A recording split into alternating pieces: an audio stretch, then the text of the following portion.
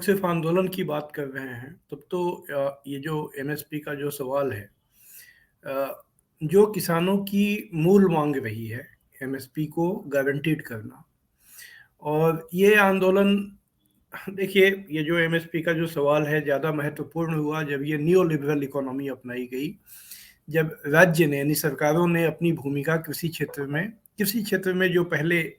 उनका निवेश था, कैपिटल इन्वेस्टमेंट था, उससे वो विड्रॉ करने लगे। कृषि क्षेत्र और उससे जुड़े हुए क्षेत्र जैसे पीडीएस, ये जो पब्लिक डिस्ट्रीब्यूशन सिस्टम है सर, जिसके तहत राशन दुकानों से सभी को यूनिवर्सल था और सबको अनाज दिया जाता था, तो उसको ख़त्म करने के प्रयास शुरू हुए और जो यूनिवर्सल था उसको टारगेटेड किया गया। कई तरह के कार्ड हो गए, हर एक कार्ड अलग-अलग लोगों को अलग-अलग हिसाब से वो देने की शुरुआत की गई।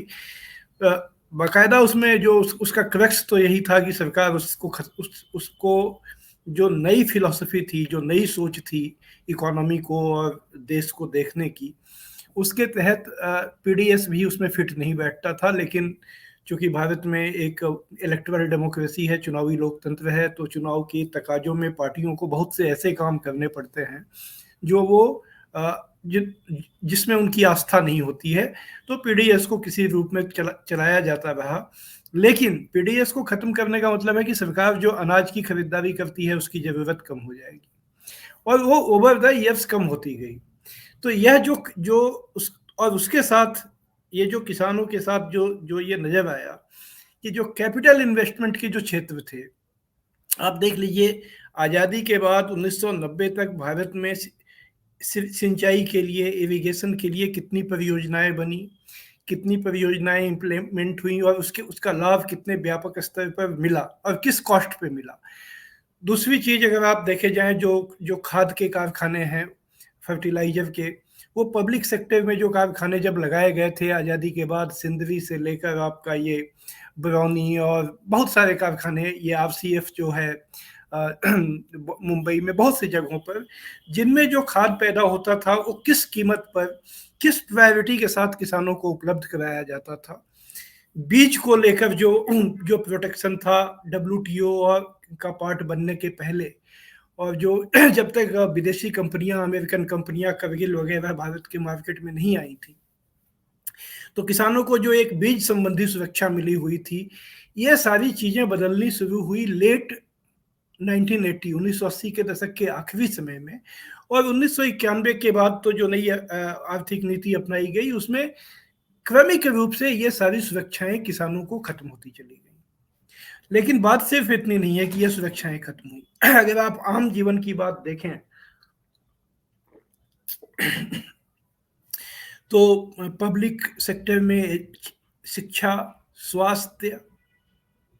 परिवहन, जो उसकी उसकी जो कीमत थी, कॉस्ट था, और अब जो कॉस्ट है,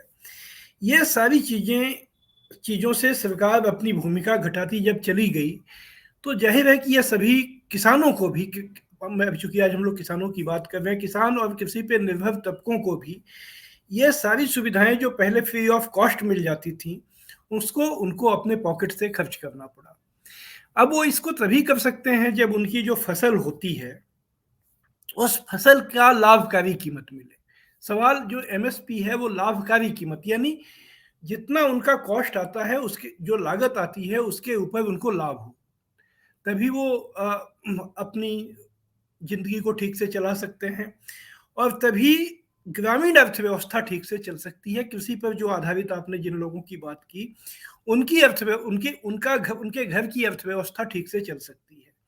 तो ये जो एमएसपी का डिमांड उठा रही है, सबसे पहले जो ये डिमांड उठा बहुत ही पुरजोर ढंग से, वो लेट 80s में दो आंदोलनों से उठा। महाराष्ट्र में उस समय एक नेता उपदेश शरद जोशी, और पश्चिम उत्तर प्रदेश में महेंद्र सिंह टिकैत। दोनों के स्टाइल में कुछ फर्क था, एक और मैं इसमें जोड़ा जा सकता है कि आरएसएस, कर्नाटक राज्य रैयत संघ ने भी ये सवाल उठाया था उसी दौर में। कर्नाटक राज्य रैयत संघ ने भी उठाया, बिल्कुल। कर्नाटक नंजुंदा स्वामी उसके नेता थे, उन्होंने भी उठाया। तो कहने का मतलब, आप देखिए, 1990-91 ऐसा समय है जिस समय ये एमएसपी का डिमांड एक कृषि क्षेत्र का प्रमुख डिमांड बन गया। इसके पीछे जो वजह थी वो अर्थव्यवस्था का जो स्वरूप बदला, वो इसके पीछे प्रमुख वजह थी। ये सब होने की वजह से आप देखिए उसके बाद कृषि क्षेत्र पर कर्ज बढ़ता गया किसानों के ऊपर, और 1997 1997-98 आते तक तो जो विदर्भ में कैश क्रॉप जो कपास है उसके जो किसान हैं जिन्होंने बहुत कर्जे लिए और जिनके बीज वगैरह को वो जो जिस पर जब ये बौद्धिक संपदा यानी पेटेंट लागू हो गया, तो आप देखेंगे कि उनकी दरिद्रता बढ़ती चली गई, किसानों की आत्महत्या की घटनाएं शुरू हो गई। तो आज जो ये समस्या आई है उसके बाद से किसानों की ये मांग हर क्रमिक रूप से कुछ समय के बाद उठती रही है। अगर ये किसानों की मांग नहीं होती तो यूपीए सरकार बनते बनते, जिसने एमएस स्वामीनाथन आयोग का गठन नहीं करती, वो तो उसी मांग की वजह से उसने एमएस स्वामीनाथन आयोग का गठन किया और ये कहा कि एमएस स्वामीनाथन आयोग कृषि क्षेत्र को रीजन उसमें जो फिर से जान फूंकने के लिए सुझाव दे, जिसके तहत एमएस स्वामीनाथन ने ये फॉर्मूला बताया कि किसानों को C2+